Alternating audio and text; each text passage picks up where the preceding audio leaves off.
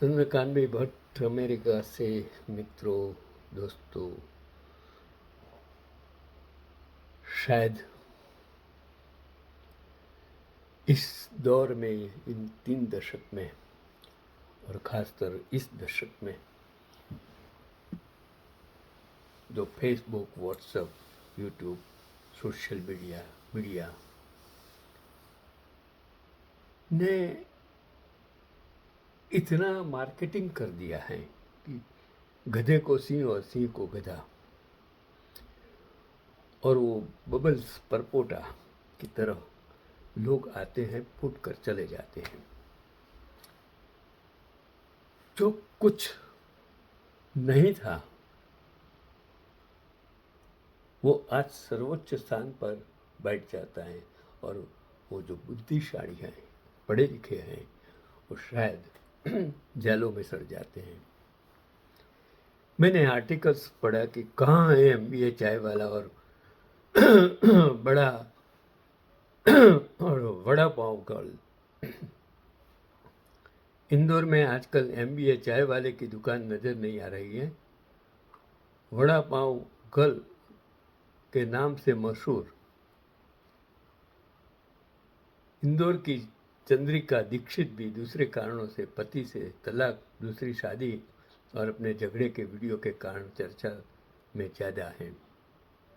इनके खान पान के ठियों की चर्चा उसी तरह गायब है जैसी मटुकनाथ और जूली के अमर प्रेम के किस्से। वही सोशल मीडिया,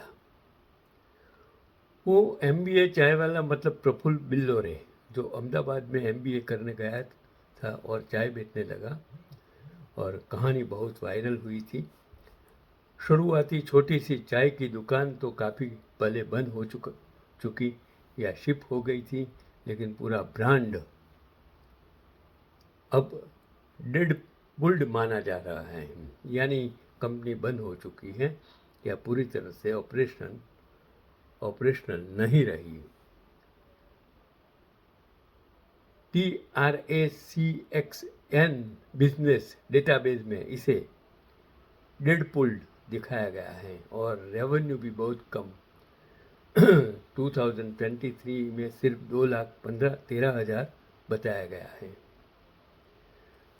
2023 में ही काफ़ी विवाद हुए थे।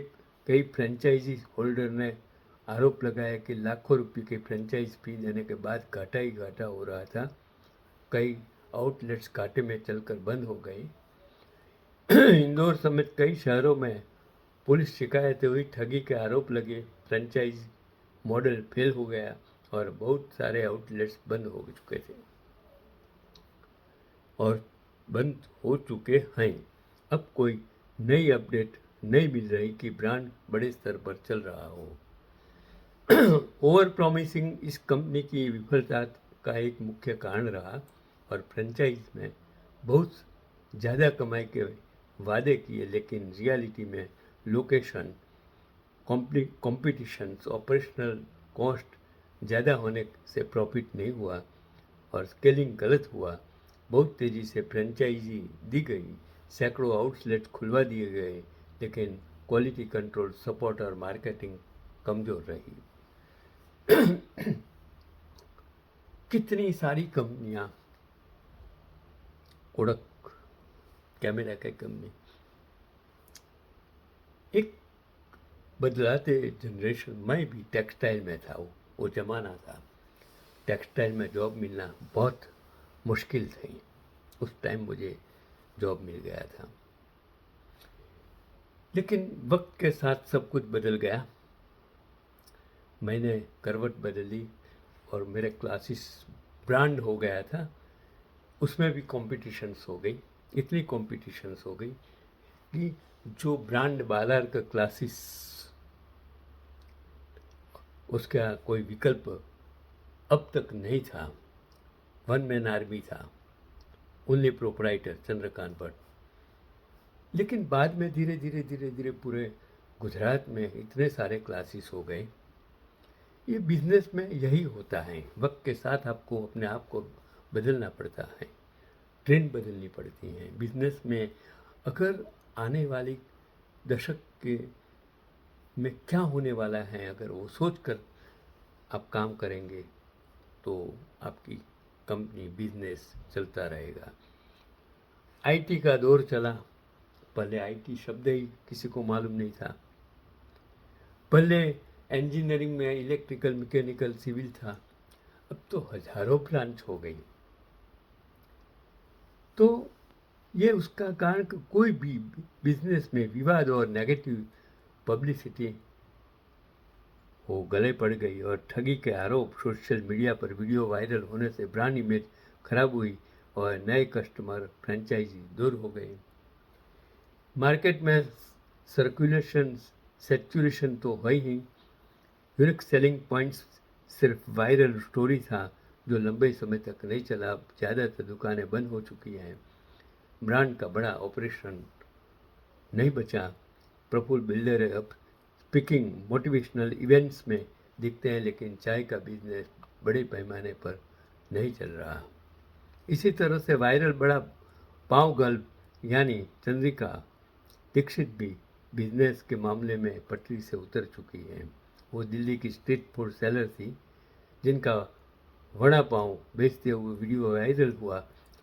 फिर बिग बॉस OTT3 में पार्टिसिपेंट्स किया और अब सोशल मीडिया पर उनके पर्सनल लाइफ के ड्रामे वायरल हो रहे हैं। और दिल्ली के फूड ब्लॉगर्स ने उनमें ग्लैमर का तड़का मारा था, पर उस लड़के की ताजगी सीमित थी। अब वायरल वड़ा पाव गर्ल काफ़ी ड्रामेटिक और विवादास्पद चल रही है।